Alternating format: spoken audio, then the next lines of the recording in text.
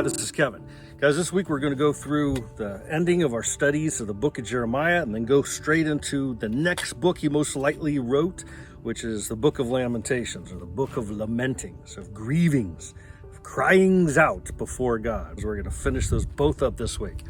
And as you may recall in previous video and study, Jeremiah's ministry really started with King Josiah's people finding the book of the law.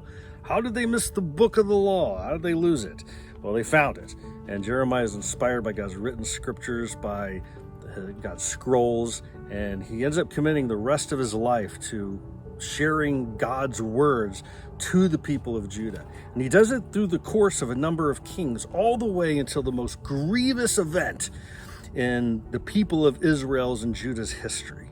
And that was 586 BC, when Babylon comes in and destroys them as a nation, and then takes all of its essential workers and it exiles them to different provinces around Babylon.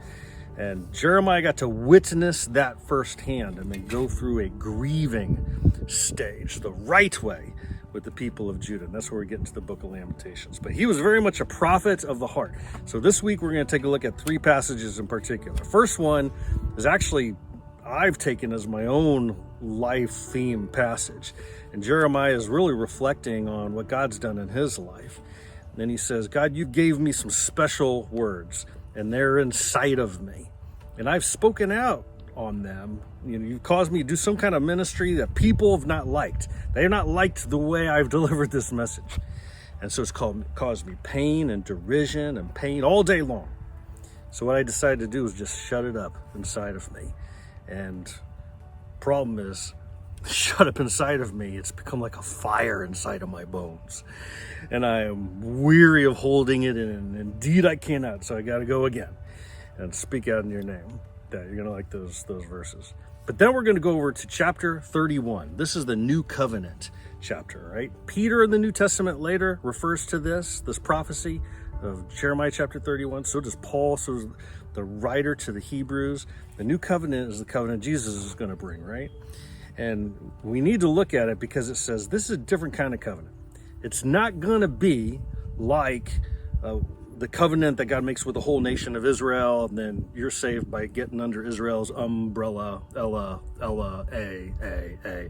It's not going to be like the covenant that God makes with special influential priests who can then come along and have a really great relationship with God on your behalf. And then you just kind of follow under their discipleship. It's different than that. This is a covenant on people's hearts and upon their minds. And it's for everyday people, from the least to the greatest of them. And this is a covenant where no one's going to be able to teach it into existence for someone else. They're going to have to teach it into existence for themselves. It's between Yahweh and you. And so that guides us in how we make sure that someone else isn't doing it on our behalf. Okay, you got to have it yourself. All right. But then third of all, we're going to take a look at this Lamentations book that he writes.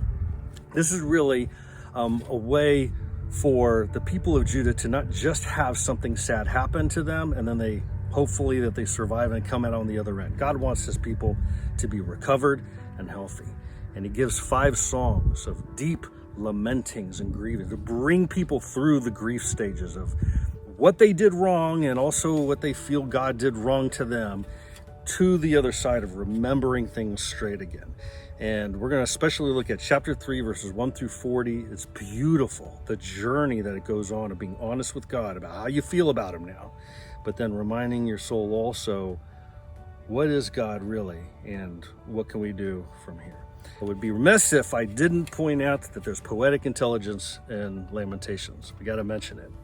Each one of these 5 chapters has 22 verses. That's how many letters in the alphabet for the language of Hebrew.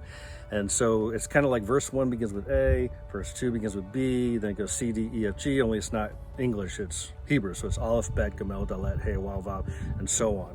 And it's almost like, let us grieve before God from A to Z and do this through and through between him and between our heart, okay? So you'll see a little more of that in the study. But we'll catch you next time as we go into the book of Habakkuk or Habakkuk. Catch you then. Peace out.